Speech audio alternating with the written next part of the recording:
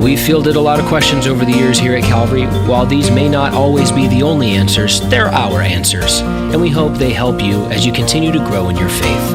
My friend believes only in the New Testament and not the Old Testament. Makes her daily reading a lot faster. Yeah, skip the Psalms. She is convinced that there is no real science in the Old Testament to validate its history. Please help. What would you say to that? Now, by science, I assume that she's talking about Genesis chapters 1 through 11, because the New Testament has miracles just as the Old Testament does. For example, the life of Christ, the Gospel of John points out 7 miracles done by Christ, changing water into wine,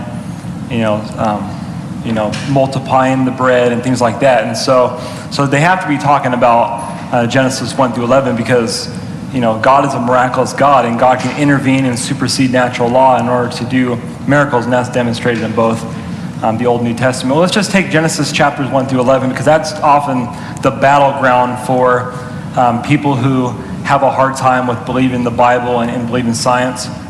And one way I like to do it, I like to just point to Jesus and the apostles and the writers of the New Testament, because as a Christian, our faith, as we're going to learn tonight, is founded upon the teachings of Christ and his apostles. And so we need to see what they believed about the Old Testament. And we know exactly what Jesus believed about the Old Testament. He believed that it was God's literal truth written through men of God. And he believed it was inspired, and he believed it was authoritative. For example, in Mark chapter 10, Jesus, when he was confronted by the Pharisees about an issue of divorce and remarriage, he says, well, what does the Bible say? Didn't God make them male and female? Actually, it says, in the beginning, God made them male and female. Therefore, a man shall leave his father and mother and be joined to his wife, and the two shall become one flesh. And so Jesus used Scripture, Genesis chapter 2, in order to validate God's truth of creation. And so Jesus believed in the literal creation account of Genesis chapter 1 and 2.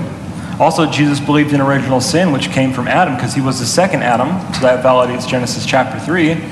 And also, Jesus believed in the literal flood account, because in Matthew chapter 24, when he gave his Olivet Discourse, he pointed to Noah and also the times of Noah. He also pointed to Lot as well.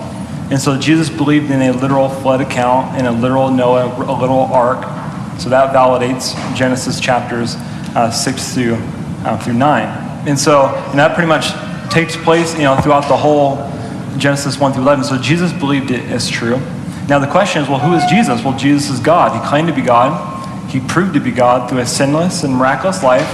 But also the greatest proof is his resurrection from the dead.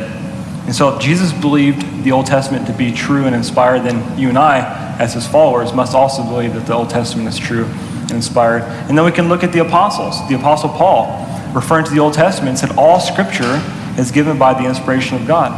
And so, a lot of the New Testament, yes, was written at that time, but majority of it, their Bible was the Old Testament, the Septuagint, the Greek translation of the Hebrew Scriptures. And so Paul believed in the Old Testament Scriptures. He quoted often from the Old Testament. And then Peter, and writing most of the general epistles, he believed in a literal Noah, a literal flood, and things like that. So the Bible is one whole, Christ's redemption.